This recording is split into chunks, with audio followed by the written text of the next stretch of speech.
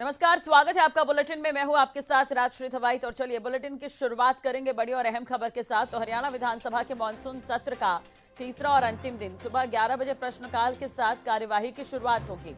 ज्वलन मुद्दों पर आज भी हंगामे के आसार हैं। आज सदन में कई विधेयक भी रखे जाएंगे।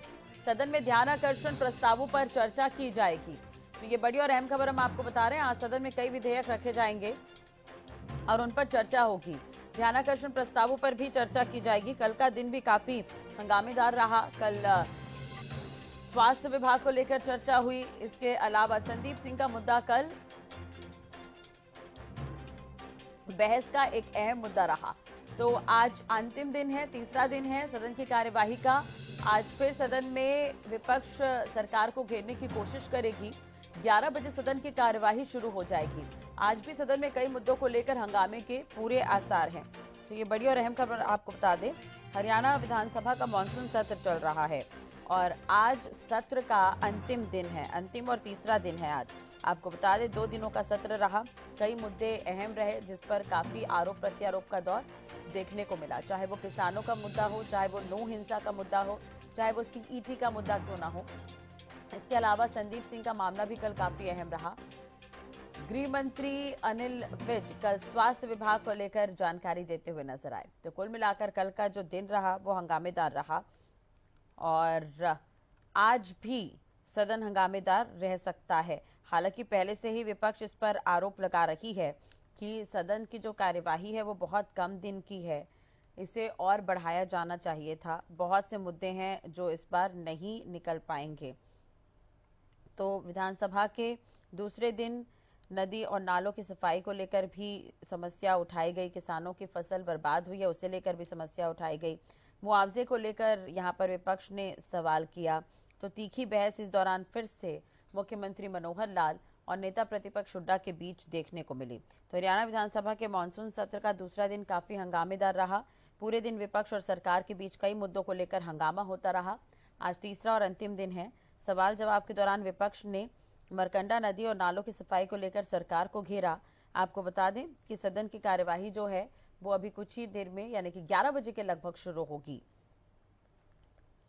इसके अलावा विधानसभा में 12 जिलों में आई बाढ़ को लेकर, मुआवजे को लेकर ये मुद्दा गूंजा। अनुसूचित जाति को आरक्षण को लेकर भी ये मुद्दा रहा, जिसमें हरियाणा विधानसभा में मुख्यमंत्री ने बड़ा ऐलान भी कल किया है। अनुसूचित जाति के लिए सीएम ने आरक्षण की घोषणा कर दी है। ग्रुप ए और बी कैटेगरी की सरकारी नौकरियों में पदोन्नति में अनुसूचित जाति को आरक्षण मिलेगा। सीएम ने पदोन्नति में अनुसूचित जाति को 20% आरक्षण की घोषणा की है। इसके अलावा वरुण चौधरी ने सदन में कल ये कहा कि सत्र बुलाए जाने की जिम्मेदारी किसकी है। जनता हमसे कई मुद्दों को लेकर सवाल पूछती है। उन्होंने भी कहा कि नियमों का अनुसरण नहीं हो रहा है। भाषा को लेकर सदन में आरोप प्रत्यारोप का दौर कल देखने को मिला।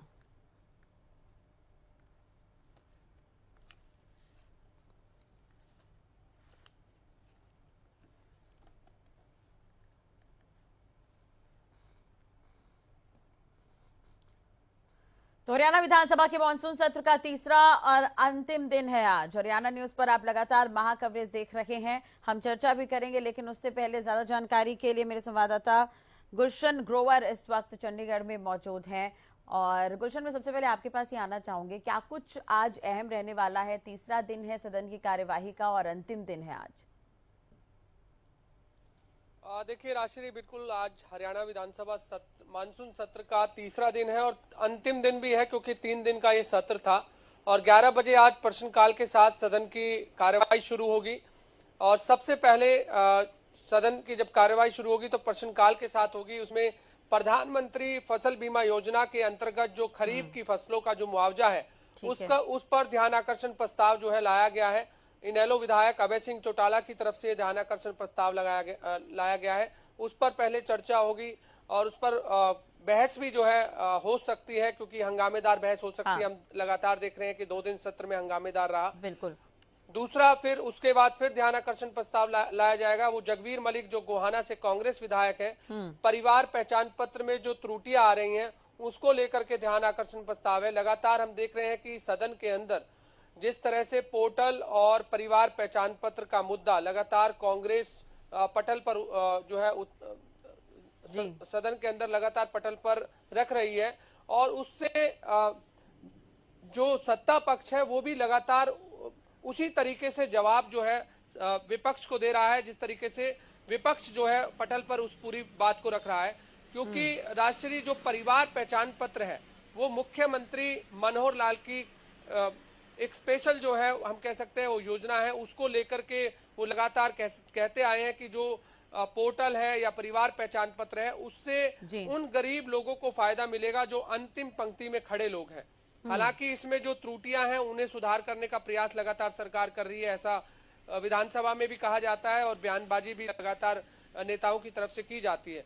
दो ध्यान आकर्षण प्रस्ताव हैं अभय सिंह चौटाला की तरफ से, जो प्रधानमंत्री फसल बीमा योजना के अंतर्गत जो खरीफ की फसलों का मुआवजा है उस पर है। इसके अलावा परिवार पहचान पत्र है, उसके अलावा फिर विधेयक जो है पारित किए जाएंगे, कई विधेयक हैं जो सदन में रखे जाएंगे, फिर चर्चा होगी, फिर पारित किए जाएंगे। तो ये आज का रहने वाला है। हालांकि 3 दिन का जो समय है वो नाकाफी है, ऐसा कांग्रेस पार्टी के नेताओं द्वारा कहा गया है और विपक्ष के द्वारा कहा गया है। 3 दिन का समय बहुत कम होता है।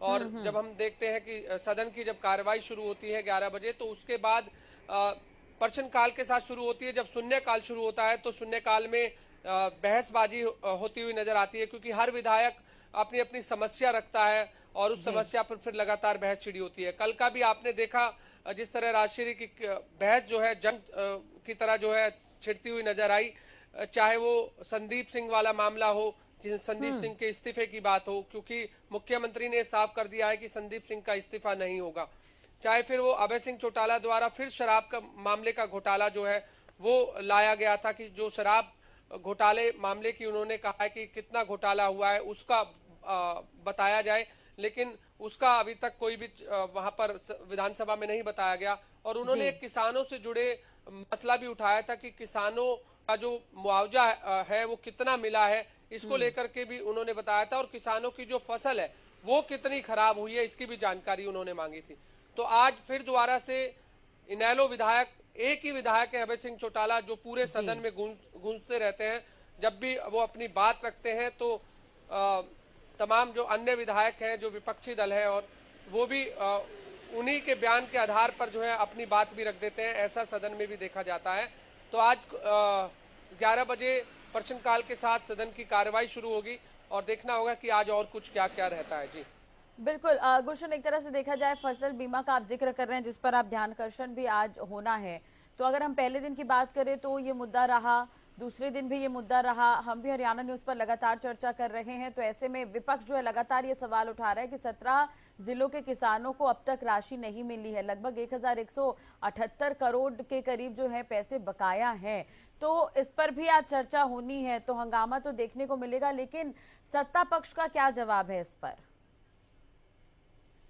देखिए, उनका ये कहना है कि हालांकि सदन में जब प्रधानमंत्री फसल बीमा योजना का जो फसल बीमा योजना का जो वो है वो उठा था, मामला उठा था, लेकिन मामला उठने के बाद सत्ता पक्ष की ओर से ये कहा गया था कि जब इस योजना के बारे में जो बीमा जो है वो किसानों का जबरदस्ती कराया जा रहा है, ऐसा कांग्रेस विधायक किरण चौधरी की तरफ से उठाया गया था। लेकिन उस पर कृषि मंत्री ने कहा है कि सदन को बरगलाने की कोशिश की जा रही है, ऐसा नहीं है कि हमने किसानों से जबरदस्ती बीमा कराने की कोशिश की हो। और उसको लेकर के कृषि मंत्री जेपी दलाल ने यह भी कहा था कि जिस तरह किरण चौधरी ने सवाल उठाया है, विधानसभा को बरगलाने की कोशिश की जा रही है।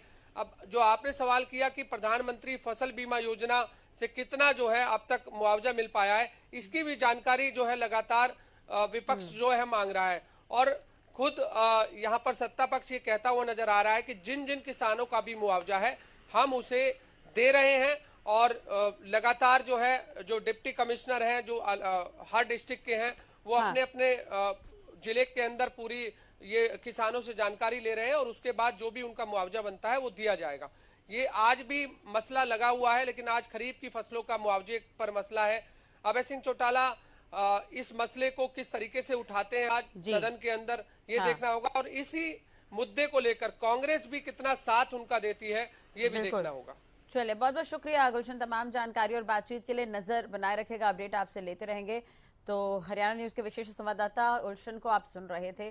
आज क्या कुछ होना है सदन में वो बताते हुए नजर आए। अभय चौटाला आज सवाल करते हुए नजर आएंगे किसानों से जुड़े हुए मुद्दे पर। वहीं जगबीर मलिक एक बार फिर से परिवार पहचान पत्र पर सवाल करते हुए नजर आएंगे। तो कुल मिलाकर आज किसानों का मुद्दा और परिवार पहचान पत्र का मुद्दा एक बार फिर से देखने को मिलेगा। कल की सदन की जो कार्यवाही रही वो काफी हंगामेदार रही। कई तरह के मुद्दे थे जो कल सदन में देखने को मिले हैं। संदीप सिंह का मुद्दा कल खासकर देखने को मिला। चलिए चर्चा की शुरुआत करते हैं। हमारे साथ खास मेहमान जुड़े हुए रामराज्य शर्मा जी जो कि प्रवक्ता हैं बीजेपी के, हमारे साथ जुड़ गए हैं। डॉक्टर टीना कर्मवीर जो कि कांग्रेस की प्रवक्ता है, हमारे साथ जुड़ी हुई हैं।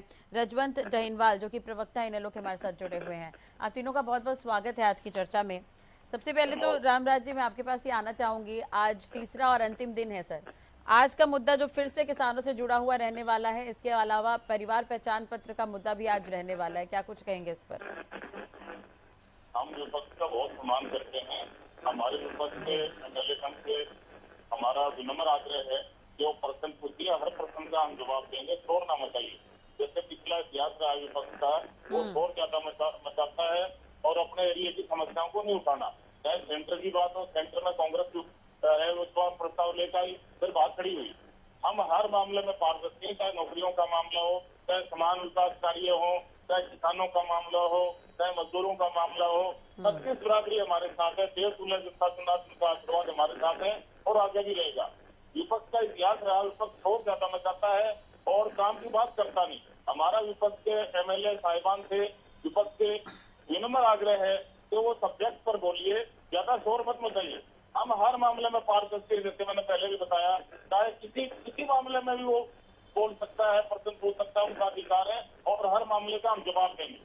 चाहे वो मुंह का मामला है, चाहे वो किसानों का मामला है, चाहे वो नौकरियों का मामला है, चाहे समान विकास कार्य का मामला है। हम औरों से हटके हमारी सरकार है, हमने हर मामले में पारदर्शी अपनाया है। हम अपने क्षेत्र तक सीमित नहीं रहे जी। आज के मुद्दे की बात कर लेते हैं रामराज जी। हर बात से ऊपर उठकर हमने कार्य किया है, हर मामले में हम पारदर्शी हैं। चाहे विपक्ष का एमएलए क्यों नहीं हो, वहाँ भी हमने समान विकास कार्य करवाया है। रामराज जी आज के मुद्दे की बात कर लेते हैं सर जी। आज का मुद्दा फिर से किसानों से जुड़ा हुआ रहने वाला है। इसके अलावा परिवार पहचान पत्र को लेकर एक बार फिर से जगबीर मलिक जो है सवाल उठाते हुए नजर आएंगे। परिवार पहचान पत्र बहुत बढ़िया सोच है माननीय मुख्यमंत्री जी ने। बहुत बढ़िया एक हरियाणा में एक अलग से पैटर्न लागू किया है। उसमें पूरे परिवार का डाटा इकट्ठा हो जाता है और कहीं पर भी भीड़ जुटाने की जरूरत नहीं है, लाइन में लगने की जरूरत नहीं है, बाबुओं के चक्कर काटने की जरूरत नहीं है और प्राइवेट सर्विस वालों को अपने नौकरी छुट्टी करने की जरूरत नहीं है। आप घर बैठे ही सारी चीज अपना आपको मुहैया हो जाती है। बहुत बढ़िया ये लागू किया है परिवार पहचान पत्र। और मैं तो जगबीर मलिक से भी हमारे बड़े भाई हैं, मैं उनको भी कहना चाहता हूँ, आपने भी तो सरकार की बात के लिए तारीफ करनी चाहिए कि बहुत ऐतिहासिक फैसला लिया है सरकार ने परिवार पहचान पत्र वाला। और त्रुटियां ना निकालें, छोटी मोटी कोई गलती होगी तो सरकार उसको ठीक करवाने के लिए तैयार है। बिल्कुल। और दूसरी तरफ अभय चौटाला आज फसल की खरीद को लेकर सवाल उठाने जा रहे हैं और ध्यानाकर्षण इस पर होना है। फसल की खरीद है, बीमा योजना जी। अबे भाई साहब का इतिहास रहा है, अबे चौटाला की शोर ज्यादा मचाते, सब्जेक्ट की बात नहीं करते। हम हमारे भाई साहब का सम्मान करते हैं, सब्जेक्ट पर बोलिए, ज्यादा शोर मत मचाइए। पिछला उनका इतिहास रहा है और सदन की कार्रवाई चलने नहीं देते, किसी बात पर उलझ के खड़े हो जाते हैं। मेरा भाई से विनम्र आग्रह है कि आप सब्जेक्ट पर बोलिए, जनता जनार्दन की आवाज उठाइए, क्योंकि जनता तो आपको नकार चुकी है। आपका आगे जो एक एमएलए ये भी नहीं बनेगा, जनता नकार चुकी है। पिछला इतिहास आपका सबने पता है, पूरे हरियाणा की जनता ने देखा है। इनकी सरकार रही, इन्होंने क्या क्या कारनामे किए, दुलिना कांड है, महम कांड है, वो खंडेला कांड है, सब हमारे देवतुल्य जनता जनार्दन को याद है। और कांग्रेस के इनके राष्ट्रीय नेता देवतुल्य जनता जनार्दन को राक्षस कहते हैं। जनता भी बताएगी राक्षस किसको कहा जाता है। आपको वोट नहीं दिया तो आपने उनको राक्षस कह दिया और फिर शराब देते हैं। भाई रणजीत भाई शराब दीजिए, भूपेंद्र हुड्डा को दीजिए, इसमें आपको हरियाणा की राजनीति से बेदखल करके राजस्थान भेज दिया। लेकिन ठीक है, अगर इस पर सवाल जवाब का दौर जो है परिवार पहचान पत्र को लेकर कई बार देखने को मिल रहा है, तीसरा दिन है, आज भी ये मुद्दा रहेगा। ठीक है रामराज जी, मैं आपके पास आऊंगी। रजवन जी, आपने भी सुना है रामराज जी की बातों को कि अभय जी शोर ज्यादा मचाते हैं, काम कुछ होता नहीं है।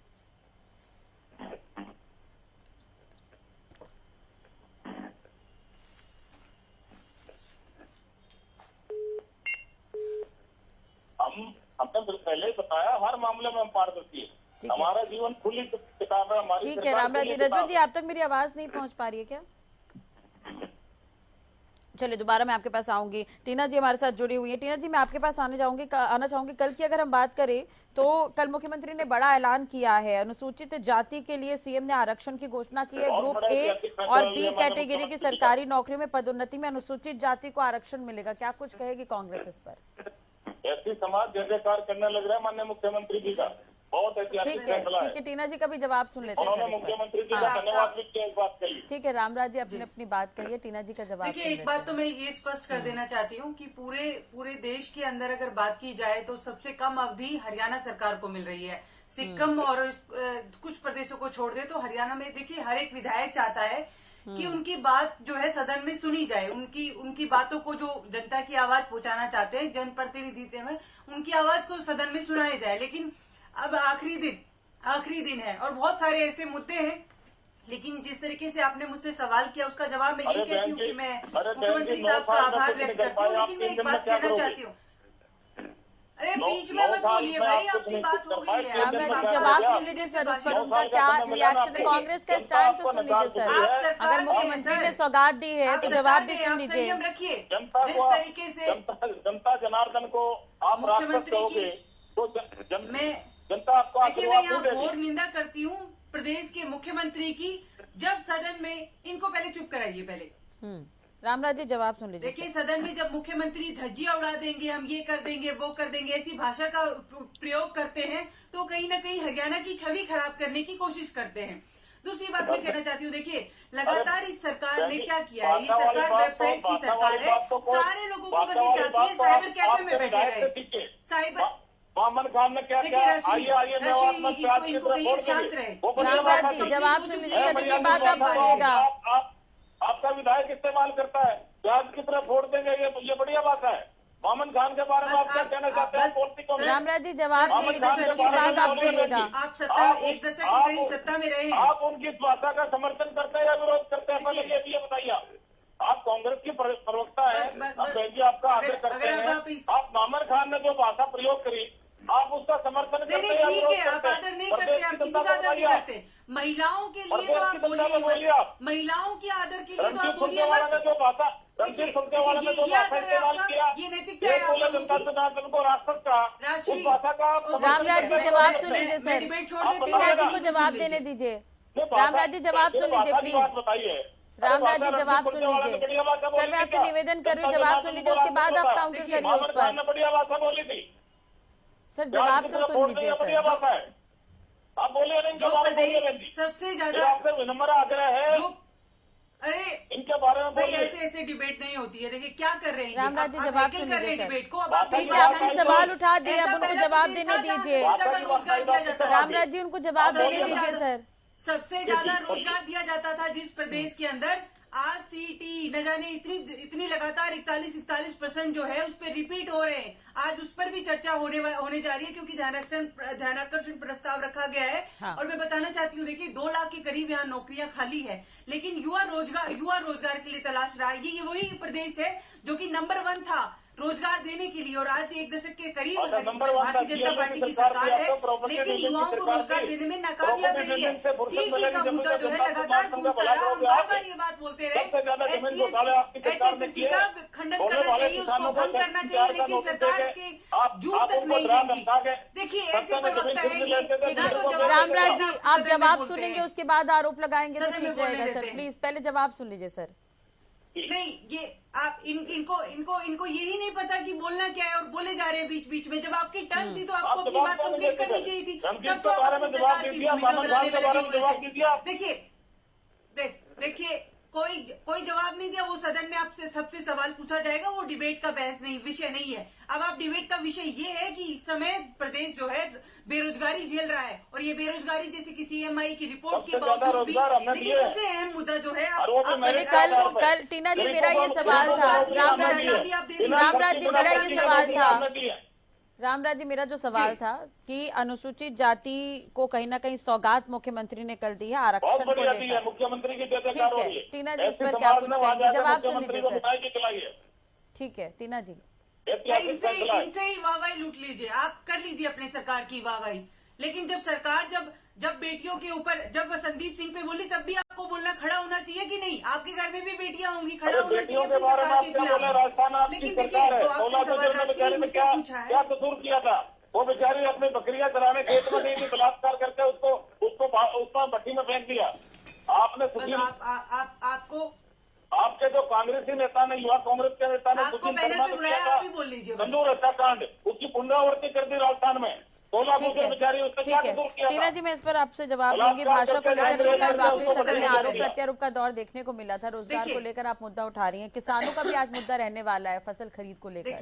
किसानों के बारे में क्या बोलेंगे? इनकी सरकार में 1-2 रुपए के चेक आते थे, सस्ते भाव में किसानों की जमीन। रामराज जी, जवाब तो सुन लीजिए सर। आपकी जब बारी आएगी तब आप बोलिएगा प्लीज। रामराज जी, जवाब सुन लीजिए सर। रामराज जी, जवाब सुन लीजिए सर। जी ठीक है, टीना जी मैं आपके पास आऊंगी दोबारा। रजवन जी हमारे साथ जुड़े हुए। रजवन जी, आप रामराज जी को सुन रहे थे इससे पहले, उनका कहना है कि अभय चौटाला केवल शोर मचाते हैं। जी, सुन ही रामराज जी को रहा था, टीना करमबीर जी की तो आवाज को दबाने का प्रयास कर रहे थे। लेकिन एक चीज है, जब प्रवक्ता बैठते हैं तो कम से कम रामराज जी शायद आज पहली बार बैठे हैं जो बार बार ये बीच में ये बोल के दिखा रहे कि मेरे को बोलना आता है। आपको जो पूछा जाए वो आपने बता दिया, अब हमारा भी जवाब सुन लीजिए। चलो कोई नहीं, मैं मुद्दे पे आता हूँ। आज जो मुद्दा है वो पहले पोर्टल की बात चल रही थी, तो मैं पोर्टल की बात करता हूँ कि आज हरियाणा में 2 बड़ी समस्याएं हैं जिनको सबसे ज्यादा आम आदमी प्रभावित हुआ है। एक तो फैमिली आईडी, दूसरी परिवार पहचान पत्र। ये 2 एक ऐसी समस्या बन गई जो आज नासूर बनी हुई है। हरियाणा की जनता जो घर का अपना काम धाम सब कुछ छोड़ के सरकारी दफ्तरों के चक्कर काट रहे हैं, जहां पर अगर वो पहुंचते हैं तो वहां पर उनका एक चीज आती है कि बोला आज हमारा सिस्टम अपग्रेड हो रहा है, आज हमारा पोर्टल नहीं चल रहा। अगर पोर्टल चल जाता है तो उनका ओटीपी नहीं आता, अगर ओटीपी भी अगर आ जाता है तो कहता है कि आज आधार कार्ड की साइट ठप पड़ी है, उसकी वजह से नहीं आ रहा। ये हकीकत तो मैं तब बता रहा हूं जब मैं लगातार कई दिन से इन लोगों के बीच में हूं, इन लोगों से मुलाकात करता हूं, उनसे मिलता हूं, और मैं खुद भी सरकारी विभागों के चक्कर काट रहा हूं सिर्फ और सिर्फ प्रॉपर्टी आईडी, फैमिली आईडी को लेकर। कल भी मैं इस चीज के लिए गया तो उन्होंने ये कहा कि बोला जी आप एक दिन बाद आए, बोला जी आज हमारा सिस्टम अपग्रेड हो रहा है। चलो कोई बात नहीं, ये लगातार बन रही है। फैमिली आईडी का ऐसा ही बनाया उन्होंने, ऐसा ही इन्होंने प्रॉपर्टी आईडी का किया। लेकिन अगर रजवन जी सीएम के बयानों पर हम नजर डालें तो उनका साफ तौर पर कहना है कि जो त्रुटियां उसे ठीक कर लिया जाएगा, एक्स्ट्रा नियुक्तियां की गई हैं, छुट्टियों में भी अधिकारियों को बुलाया गया काम करने के लिए। मैं एक चीज, ये बीजेपी के प्रवक्ता बैठे अपने समय में इनका नंबर आया तब बता देना कि कितने टोटल ऑब्जेक्शन आए थे, कितने इन्होंने क्लियर किए रेगुलर। ये अपना जो कैनोपी है या अपने ऑफिस में अपने लोगों को लेकर बैठते हैं, लेकिन किसी का समाधान नहीं हो पा रहा। मैं अपने आप को मैं खुद बता रहा हूं कि आप किसी भी डिपार्टमेंट के न किसी भी जिले के वहां पर आप डीसी ऑफिस में, एडीसी ऑफिस में आप भेज के देखिए, वहां पर लंबी कतारें किस चीज की मिलेंगी? सिर्फ और सिर्फ पोर्टल के लिए मिलेंगी कि उनकी फैमिली आईडी में कोई ना कोई करेक्शन है जिसकी वजह से उनको दिक्कतें आ रही हैं। ये और दूसरी बात, अभी जो बाजरे की फसल की बात चल रही थी या खरीफ की फसल की जो बात चल रही थी, चौधरी अभय सिंह चौटाला जी मुद्दा उठाते हैं और मुद्दे उठाने के बाद अगर उनको जवाब नहीं मिलता तो वो कहते हैं कि सरकार अपनी जिम्मेदारी से भागने का प्रयास करती है, लेकिन चौधरी अभय सिंह चौटाला भागने नहीं देते। वो यही तो चीज कहते हैं कि जब बाजरे की जो फसल के बारे में थे 11,90,000 टोटल एकड़ फसल टोटल बोई गई, जिसमें 3 लाख एकड़ फसल खराब हो गई। तो वो 3 लाख एकड़ फसल खराब हो गई और उसको उस फसल के रख रखाव के लिए, सुंडी के रोग से खराब हुई थी, उस फसल की रख रखाव के लिए 17 लाख रुपए की, और इन्होंने अपना वो बजट पारित किया था कि 17 लाख में, अब ये आप खुद अंदाजा लगाएं कि दवाइयों के छिड़काव के लिए 17 लाख रुपए, इसका मतलब तो यही हो गया पर एकड़ 6 रुपए का एवरेज आई। अब 6 रुपए प्रति एकड़ की दवाई अगर वहां पर छिड़काव किया जाएगा तो वो कैसे किसान हितैषी होंगी? भाई साहब आप थोड़ी देर बाद बोलिए, उसके बाद आपको सुनेंगे। ठीक है, ठीक है, रामराज जी से जवाब मिलते। रामराज जी नाम के अनुरूप काम करे, नाम रामराज रखने से काम नहीं चलता। आप कम से कम नाम के अनुरूप तो काम कर लीजिए, झूठ बोलने से काम नहीं होगा। ठीक है, दूसरी बात, जहाँ पर मुख्यमंत्री की जो बातें चल रही थी, मुख्यमंत्री साहब को आज देखिए जो बेटी बचाओ बेटी पढ़ाओ की बात करते हैं, संदीप सिंह के मामले में पारदर्शिता के आधार पर नौकरियां दी है हमने। अरे रुक जा मेरे भाई, मैं कह रहा हूँ डिबेट करना भूल जाओगे, डिबेट करना भूल जाओगे, किसान और जो डिबेट करना भूल जाओगे, इससे ज्यादा कुछ नहीं कह सकता। डिबेट करना भूल जाओगे, जो लोग हैं वो लोग नाराज का मौका मिल गया, इसका मतलब ये नहीं कि बीच में बोलोगे। संदीप सिंह का मामले की मैं बताना चाहूंगा, जिस प्रकार से एक बेटी बचाओ बेटी पढ़ाओ की बात करते थे ये, आज बेटी के साथ अन्याय हो रहा है। और उसी बेटी के जिस बेटी ने किसी के ऊपर आरोप लगाया वो मंत्री है, और मंत्री नैतिकता के आधार पर ये चीज बनती है कि नैतिकता के आधार पर सीएम साहब ये कह सकते थे कि कार्रवाई चल रही है, हम उस पर बात करेंगे, लेकिन कह रहे हैं कि इस्तीफा नहीं लेंगे। तो ये चीज कहीं ना कहीं मुख्यमंत्री जी का अनियल रवैया कर रहा है, हम इस चीज में मानते हैं। दूसरी चीज, कहीं पर भी वाहवाही की बात आती है तो निश्चित तौर पर सीएम वाहवाही लूट रहे हैं, निश्चित तौर पर। अजय सुन तो ले मेरे भाई, सीएम वाहवाही जी लूट रहे हैं, किस चीज पर लूट रहे हैं पता है? सीएम वाहवाही लूट रहे हैं कि नूह में जब हिंसा हुई तो सीएम साहब ने कह दिया था कि मैं आपकी सुरक्षा नहीं करा सकता, हर आदमी को सुरक्षा नहीं दे सकता। ये जो कानून व्यवस्था ठप हुई, सीएम उसमें वाहवाही लूट रही है। ये प्रॉपर्टी आईडी, फैमिली आईडी की वजह से तो लंबी लंबी कतारें लगी, सीएम वाहवाही उसमें लूट रहे हैं। जो लगातार हरियाणा प्रदेश में भ्रष्टाचार फैला हुआ, सीएम वाहवाही उसमें लूट रहे हैं।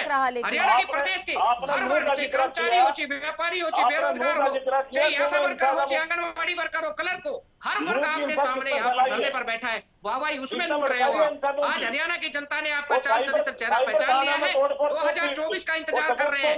आपको धक्के मार के गांव से बाहर निकालेंगे, गांव में आपको घुसने नहीं देंगे। आपकी हालत ऐसी हो गई, आज आप यहाँ पर बैठ के बीच में बोल के टोका टोकी कर रहे हैं। आपकी हरकतों से पता लग रहा है, आप किसी आपके व्यवहार की कुशलता के बारे में यही पता लग रहा है कि बीच में टोका टोकी से आपका व्यवहार चरित्र आपका यहीं पर पता लगता है। आप जिस पार्टी से जुड़े हुए हैं उस पार्टी का भी यही व्यवहार है, यही चरित्र है। ये चीजें सिर्फ और सिर्फ आपको समझ में तब आएंगी। दूसरी बात, जहाँ पर किसानों की बात कर रहे थे तो किसानों की कैसी 2,43,000 किसानों, लेकिन कल तो शांतिपूर्वक रहा है वहाँ पे रामराज जी। 2,43,000 किसानों का 1178 करोड़ रुपए का बकाया मुआवजे का, फसल बीमा का मुआवजा, उसका बीमा पड़ा है। शिक्षा के 100 लाख किसानों का 600 करोड़ का मुआवजा है। हिसार के 75,000 किसानों का 309 करोड़ का मुआवजा है। भिवानी के 5,000 किसानों का 200 करोड़ का मुआवजा है। जींद में 20 करोड़ का, दादरी में 26 करोड़ का, ये मुआवजा कौन देगा? और अगर सरकार से सवाल पूछते तो ये कहते हैं कि विपक्ष आवाज उठाता है। ठीक है रामराज आवाज जी, उठाना। संदीप सिंह मामले पर कल कांग्रेस ने वॉकआउट भी किया था सर। आज सरकार की हालत ये हो गई कि वो जवाबदेही से बचने लग रही है। सरकार को कहीं पर भी किसी भी सवाल के बारे में पूछा जाता है, सीटी के मामले में पूछा गया, क्या एजुकेशन के मामले में पूछा गया, जो भर्तियां नहीं हो रही उनके मामले में पूछा गया, सरकार के पास किसी भी चीज का जवाब नहीं है। खुद सरकार के विधायक अभय सिंह जी, अभय सिंह नांगल चौधरी विधायक खुद ये बार बार कहते हैं कि मैं 4 बार एक क्वेश्चन लगा चुका हूँ, मेरे को जवाब नहीं मिल रहा। जब सरकार के विधायक अगर इस प्रकार की बातें कहेंगे तो विपक्ष की क्या बातें करेंगे? विपक्ष से कोई उम्मीद नहीं रख, विपक्ष से कोई भी उम्मीद नहीं रख रहा है। क्यों? क्योंकि जनता के सवालों से बचना चाह रही है।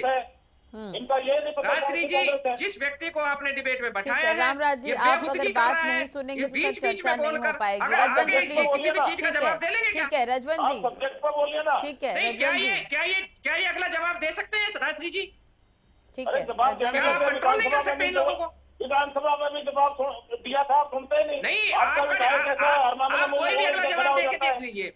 रामराज जी, ठीक है रामराज जी बने रहेगा हमारे साथ, रजवन जी बने रहेगा हमारे साथ, रंजन जी भी है सर, बने रहिए सर। आप लोग सर ऐसी चर्चा करेंगे तो फिर इसका प्रोटोकॉल से नहीं निकलेगा। सदन में भी बिल्कुल ऐसा ही होता होगा, कोई निष्कर्ष नहीं निकले सर। आम जनता बैठी है, बहुत आस लगाए। आपका नाम क्या है और आप बोल क्या रहे हैं? झूठ बोलने का कोई काम नहीं है, तथ्यों के आधार पर बात की जाती है। ठीक है रजवन जी प्लीज बने रहिए, रामराज जी प्लीज। तथ्यों के आधार पर अगर बात नहीं करेंगे तो कोई फायदा नहीं होता। सर म्यूट करने पर मजबूर मत करिए सर, ऐसे चर्चा नहीं हो पाएगी नजर आ गया सर, ऐसे नहीं चर्चा हो पाएगी। रामराज जी प्लीज। टीना जी क्या कुछ कहेंगी? जनता बहुत आस लगाए बैठी होती है, आरोप प्रत्यारोप का दौर तो चलता ही रहेगा, लेकिन यहाँ पर आम जनता का सवाल है और नेता भी इसलिए ही काम कर रहे हैं और जनता ने नेता को चुना भी इसलिए है। लेकिन अगर हम कई मुद्दों की बात करें तो जैसा कि कांग्रेस कह रही है कि इस बार समय बहुत कम रहा, तो आज की अगर हम बात करें तो कांग्रेस की तरफ से क्या कुछ मुद्दे रहेंगे? रामराज जी जवाब सुन लीजिए सर प्लीज। टीना जी थोड़ा रणदीप के बारे में, मामन खान के बारे में बोलिए। रामराज जी प्लीज। ठीक है रणदीप सुरजेवाला, मामन खान। पहले तो आपकी जिम्मेदारी है राजश्री जी कि इनको चुप कराइए। मैं म्यूट नहीं कर सकती इनको, मैं म्यूट नहीं कर सकती, बस मैं निवेदन कर सकती हूँ। फिर अगर हाँ, लेकिन ये डिबेट में इस तरीके से बात नहीं करते। ठीक है रामराज जी जवाब सुनिए प्लीज सर। नहीं निवेदन नहीं, इनको अगर आपने बुलाया इनको शांत करवाइए। इनकी बात आ गई थी जब तो ये बोले जा रहे थे। देखिए मैं नहीं कह रही, जेजेपी के विधायक जो है वो खुद सीएम साहब को नसीहत दे रहे हैं कि ये जो जिस तरीके से सीटी एग्जाम को लेकर हो या फैमिली आईडी को लेकर हो, ईट एंट्री को लेकर बदलाव नहीं होगा तो सरकार बदल दी जाएगी और सरकार जो है हुड्डा की बन जाएगी। तो ये उनके खुद के विधायक कह रहे हैं, भारतीय जनता पार्टी के साथ जजपा मिली हुई है, गठबंधन की सरकार है, उनके नेता ये बात कह रहे हैं। तो ये साफ तौर पर दिख रहा है कि उनके नेता भी ये नहीं चाहते हैं। तो हम ये चाहते हैं कि सरकार को ये जिस तरीके से लगातार वेबसाइट की सरकार बन रही है, इसको बदलाव करना चाहिए और सरकार को जिस तरीके से रोजगार देना चाहिए। अब इनकी 1 दशक के करीब सरकार हो गई है, लेकिन युवाओं को रोजगार मुहैया नहीं कराया गया है। मैं बता रही हूँ, डाटा दे रही हूँ कि 2 लाख के करीब जो है नौकरियां खाली है। तो क्यों नहीं नौकरियां उनको दी गई है? और लगातार आप देखिए कि कल के अंदर भी कल जिस तरीके से आशा वर्करों को उठाकर जिस तरीके से उनके साथ अभद्र व्यवहार किया गया था, हम कैसे यकीन करें इस सरकार के ऊपर कि बेटियों की सुरक्षा, ये महिलाओं की सुरक्षा को लेकर बात करते हैं। क्योंकि देखिए जानबूझकर इस सरकार ने ऐसी कोई भी ऐसा वर्ग नहीं है जिसने आंदोलन नहीं किया और आंदोलन के बाद उनकी मांगे मानी गई हो। क्या आंदोलन के बिना कोई भी मांग पूरी नहीं हो सकती है? ये हरियाणा प्रदेश के अंदर लगातार इस तरीके की घटनाएं हो रही है। यहाँ किसान वर्ग लगातार आंदोलन करता रहा, युवा वर्ग आंदोलन करता रहा, बेटियां आंदोलन करती रही, लेकिन मांगे नहीं गई। उसी तरीके से आप देखिए कि इससे पहले भी कर्मचारी वर्ग जो है, देखिए कर्मचारी वर्ग लगातार। और मैं दूसरी बात एक बात ये भी कहना चाहती हूँ कि जिस तरीके से इस सरकार के अंदर लगातार घोटाले हुए हैं, लेकिन सीबीआई की इंक्वायरी कभी किसी मंत्री की, सिर्फ विपक्ष के नेताओं की यहाँ जरूर होती है, इनके मंत्रियों की यहाँ नहीं होती।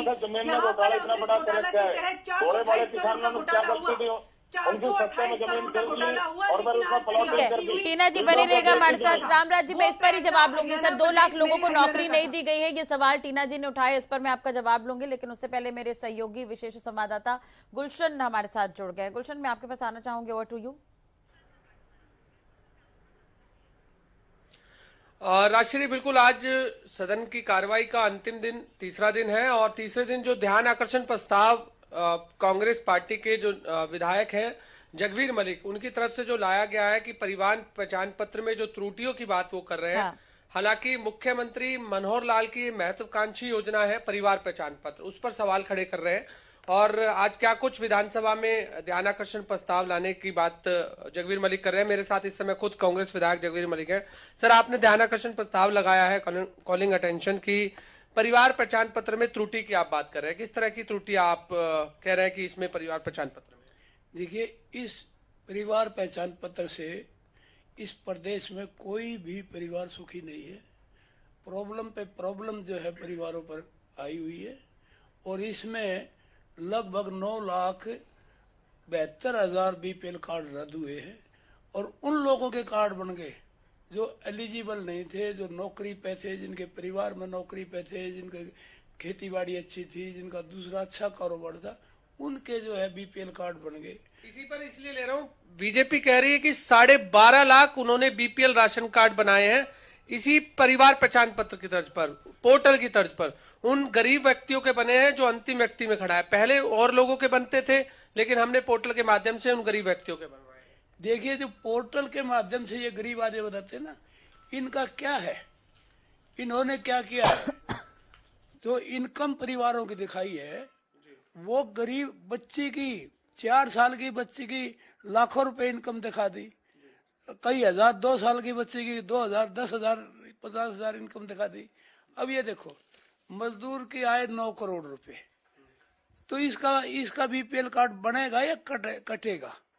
एक लड़की की, पढ़ने वाली लड़की की, करनाल की लड़की की आय 9 करोड़ रुपए, मतलब इसने जो इन आदमियों का बीपीएल कार्ड था उनकी आमदनी ज्यादा दिखा के उनको खत्म कर दिया और जिनकी इनकम ज्यादा थी उनका बीपीएल कार्ड कम आमदनी। लेकिन त्रुटियां बीजेपी खत्म कर रही है, जो त्रुटियां आ रही है उन्हें ही तो सॉल्व कर रही है। कहाँ खत्म कर दिए? खत्म करने के इनके पास ऑप्शन ही नहीं है। आप ये बताओ, इसमें जो परिवार पहचान पत्र पर मोबाइल नंबर देते हैं, यदि मोबाइल नंबर किसी वजह से उसका एक मोबाइल नंबर है, वो परिवार के एक व्यक्ति के पास होगा, दूसरे व्यक्ति यदि कोई काम करना चाहेंगे, जब तक मोबाइल नंबर नहीं होगा तब तक कोई काम नहीं हो सकता। उस पर ओटीपी आएगा, कोई भी काम हो, और यदि वो बंद हो जाता है, यदि वो गुम हो जाता है, तो सारे काम बंद। तो एक मोबाइल खत्म होने से सारा परिवार पहचान पत्र के जो लाभ है वो खत्म हो जाते हैं। कितने लाखों की, लगभग 5.25 लाख विधवाओं की, विकलांगों की ओल्ड एज पेंशन, कितनी पेंशन बंद होगी? अब वो चालू नहीं हो रही।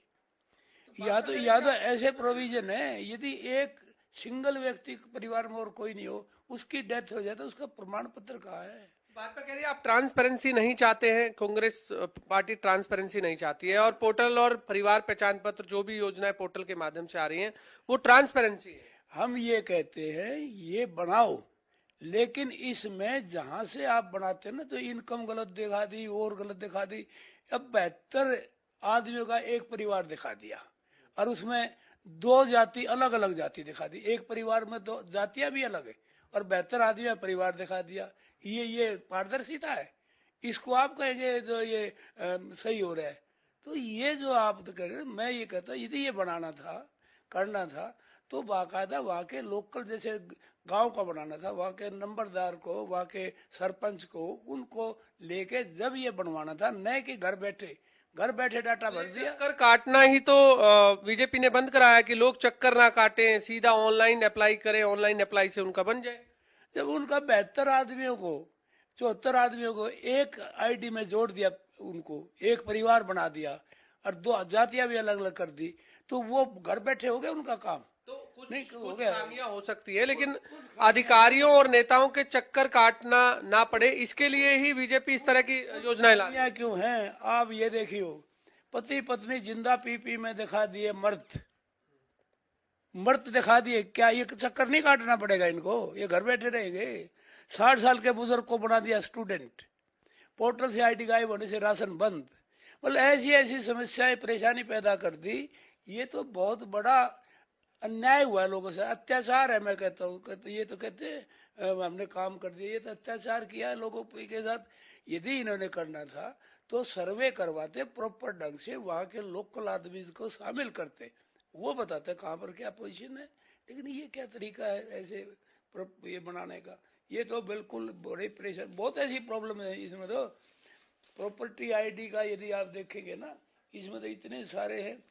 अब देखो, जनरल कैटेगरी को एससी दिखा दिया, अनपढ़ को पोस्ट ग्रेजुएट दिखा दिया है, और बिना स्टूडेंट की आमदनी इतनी दिखा दी।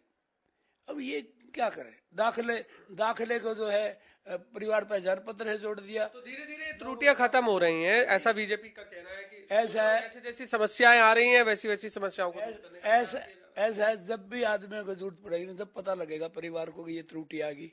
ये तो कंटिन्यूस रहेगी, इसमें 10 साल लगे, 5 साल लगे, 20 साल लगे, जिसकी जैसे प्रॉब्लम जब आएगी ना, तभी उसको पता लगेगा तेरी ये प्रॉब्लम हुई। सरकार आने पर क्या आप ये सब खत्म कर दें? बिल्कुल पूरा ये जो परेशानी पत्र है ना, परमानेंट परेशानी पत्र, इसको खत्म करने का हमने फैसला लिया। पोर्टल को भी खत्म करने की बात कांग्रेस पार्टी कर, ये पोर्टल ही तो समस्या है। प्रॉपर्टी आईडी का पोर्टल है, वो भी एक बहुत बड़ी समस्या है। लोगों का, किसी का मकान, किसी का सिंगल स्टोरी का, डबल स्टोरी, खाली प्लॉट का। अब देखो प्रॉपर्टी आईडी में भी ऐसी प्रॉब्लम है। ये जितने भी ऑनलाइन वो है वो सारी नहीं, अभी ऑनलाइन के लिए, ऑनलाइन गलत नहीं है, लेकिन ऑनलाइन की कैसे गई है? क्या इनका सर्वे लोकल लेवल पर प्रॉपरली किया गया है? जब एक भी सर्वे ठीक नहीं है, एक भी आदमी कोई गया ही नहीं पूछने परिवार के बारे में, कौन से अब औरत को तो आदमी दिखा दिया, आदमी को औरत दिखा दिया, किसी को किसी की औरत तक बदल दी किसी की। तो ये परेशानी नहीं और क्या है? आज तीसरा दिन और अंतिम दिन है। जो कांग्रेस मुद्दे उठाना चाहती थी वो सदन में सारे उठा लिए गए हैं? नहीं, सारे। सबसे बड़ा मुद्दा तो जो इसने नू में जो हिंसा करवाई, एक सोची समझी चाल के तहत बीजेपी ने, उसमें उनको पता था, अब ये जो है इनपुट था उनके पास इंटेलिजेंस का, अब ये यहाँ दंगा होगा, तो दंगे की साजिश करवाने की किसने रची?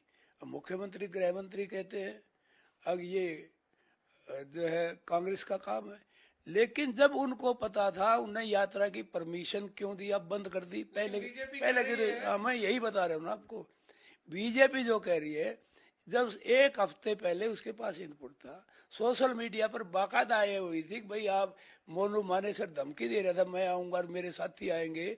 वो और था बिट्टू बजरंगी, वो ये कह रहा था तुम्हारा जीजा आ रहा है, तुम्हारे फूलमाला, बोले इस टाइम के भड़काऊ एक सप्ताह से ज्यादा से। लेकिन बीजेपी के कल विधायक ने कहा है विधानसभा में कि नूह इंसा की जो साजिश है वो पूरी विधानसभा से रची गई थी। मामन खान पर आरोप लगाए हैं कि प्याज की तरह फोड़ दूंगा। नहीं, जब मामन खान की जब ये बात आई, ये फरवरी सेशन की बात है, ये दंगा कब हुआ है, कितने महीने बाद दंगा हुआ? कब सोच भी नहीं थी, ये दिमाग में भी नहीं था लोगों को। ये यात्रा, किसको पता था कि ये यात्रा निकालेंगे ये दंगा होगा? लेकिन ये तो कैलकुलेटेड था। इससे पहले तो ये काम जो है 27 तारीख को, ये एक की तारीख की बात है, 27 तारीख को सोनीपत में हिंदू महापंचायत के नाम से, जिसमें सारे बीजेपी के लीडर थे, उन्हें धमकी दी थी हम मस्जिद को ढाएंगे, फलाना करेंगे, बाकायदा वीडियो वायरल हो रहे। तो ये क्या कर रहे थे? यहाँ से शुरुआत कराई, गांव कई गांवों में बोर्ड लगा दिए, एक विशेष जाति के आदमी नहीं आ सकते। हादसी में जैसे देखा, अब वो मुनादी करवा दी, जो मुस्लिम यहाँ काम कर रहे हैं किसी की दुकान पर, उस पर वो छोड़ के चले जाए। ये क्या था? ये गुड़गांव में, फरीदाबाद में इनका एक पांच पांच जो है मस्जिदों के तो नुकसान पहुंचाएगा।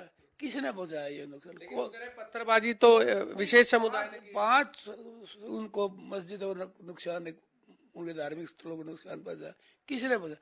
क्यों कर रहे हैं? चलो ये तो करना चाहते थे, लेकिन ये दूसरे क्यों कर रहे हैं? बीजेपी के समर्थक क्यों इस बात के लिए लगे हुए हैं? इसमें गृह मंत्री खुद ये कह रहे हैं कि जिन 500 लोगों को गिरफ्तार किया गया है, ऐसा लगा है कि वो उन्होंने जो जांच में आया कि कांग्रेस का हाथ है पूरे षड्यंत्र। नहीं नहीं, आप गलत समझ रहे हो। अब ये तो इनका वही मोडस ऑपरेंडी। विधानसभा में कल अनिल विज ने बोला है ये बात। अनिल विज ने बोला ना, अनिल विज गृह मंत्री है, वो कहता है मेरे पास तो इनपुट ही नहीं था। गृह मंत्री हो गया, उसको यही नहीं पता था कि ये यात्रा चली हुई है या यात्रा में झगड़ा होने की संभावना। तो वो क्या कर रहे थे? जब 1 महीने से वीडियो आ रहे थे, वहाँ जुनैद की, उसकी, नासिर की हत्या से उबड़ा हुआ इलाका था, सब पता था उसको है, लेकिन फिर भी कोई कार्रवाई नहीं। यदि उसको नहीं पता था, वो तो मेरे पास नहीं आया, तो क्या करे? गृह मंत्री के, मुख्यमंत्री के पास तो आया होगा। गृह मंत्री तो क्या किया मुख्यमंत्री ने?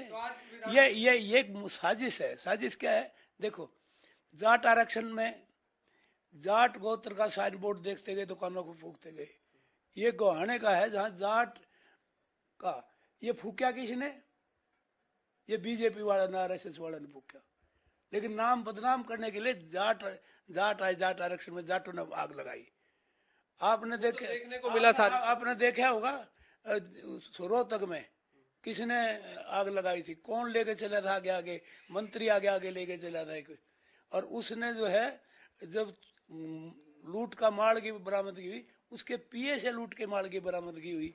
अब ये बात है। हालांकि जिस तरह जगवीर मलिक कांग्रेस विधायक जो बता रहे हैं, वो परिवार पहचान पत्र में त्रुटियों को लेकर बात हो, चाहे नूह हिंसा को लेकर बात हो, कुछ कहना चाह रहे हैं? मैं सिर्फ एक बात रहेगी, ये जो हिंसा करवाई है ना बीजेपी ने, चाहे वो जाट आरक्षण के टाइम की हो, चाहे वो मेवात की हिंसा हो, ये सबसे बड़ा कुठाराघात इन बेरोजगार युवाओं पर है। जो रोजगार वहां थे, उस एरिया हरियाणा में थे, वो रोजगार खत्म होंगे। क्योंकि ये जहाँ अशांति है, वहाँ कोई, वह मल्टी नेशनल कंपनीज कोई नहीं आएगी हरियाणा में। इस हिस्सा से बेरोजगारी बढ़ेगी। क्योंकि सभी मामलों में बीजेपी सरकार ये कहती है कि कांग्रेस का षड्यंत्र होता है। सारी कांग्रेस सरकार बीजेपी की, षड्यंत्र कांग्रेस का। नकाब कर निकाल लो।